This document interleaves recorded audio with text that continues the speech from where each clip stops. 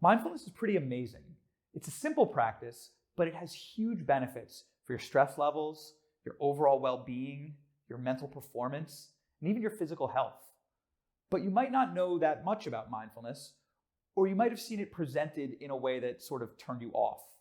So in this video, I want to make the case for why you should care about mindfulness and meditation, and why you should give them a try.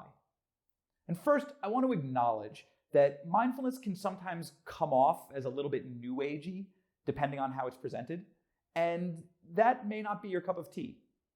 It's not my cup of tea either. I'm a lawyer. I consider myself pretty pragmatic and scientifically minded, so that new agey approach doesn't really work for me.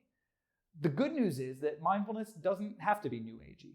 These are evidence-based practices.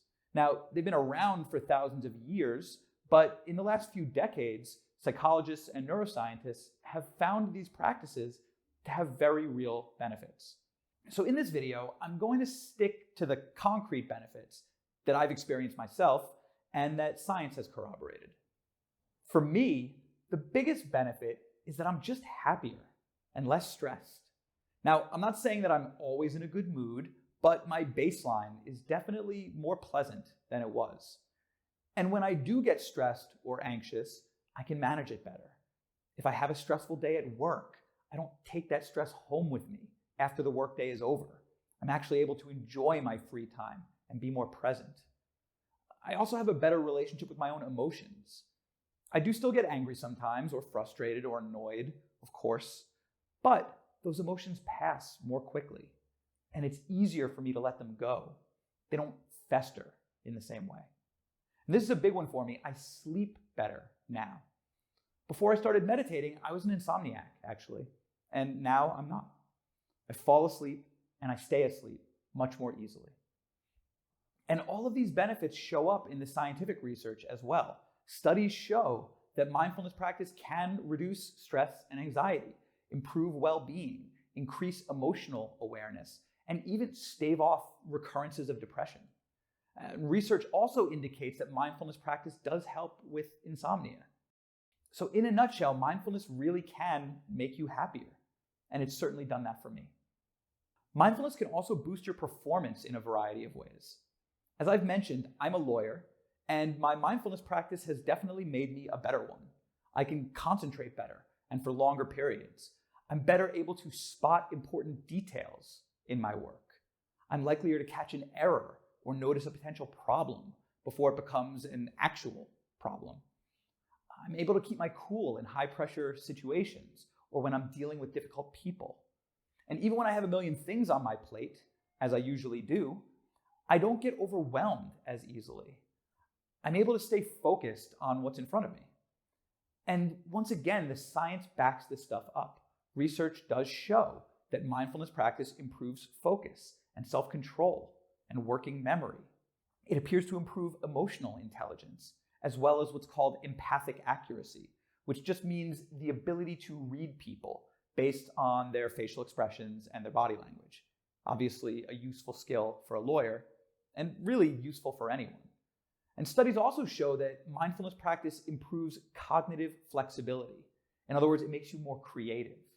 So mindfulness practice really is a performance enhancer.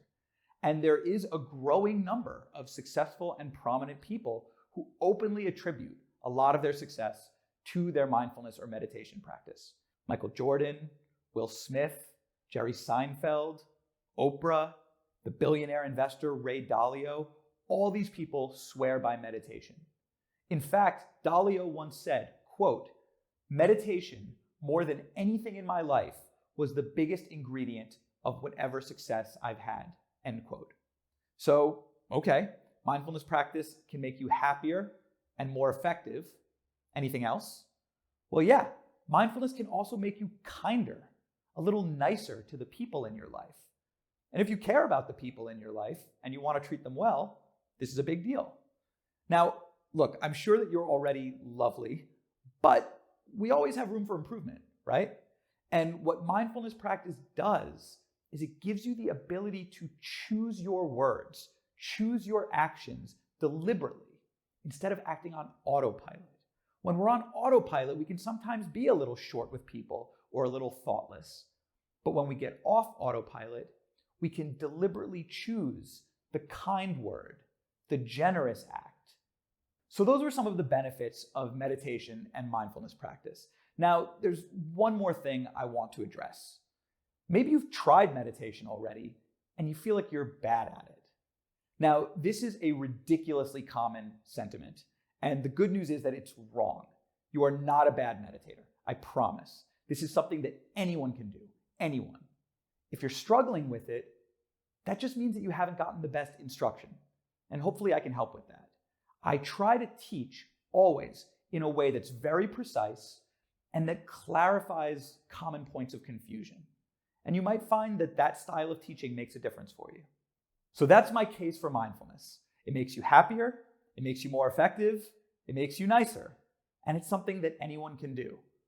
Look, I wish I could say that it also gives you six-pack abs, but unfortunately, I'm living proof that it does not. But maybe try it anyway.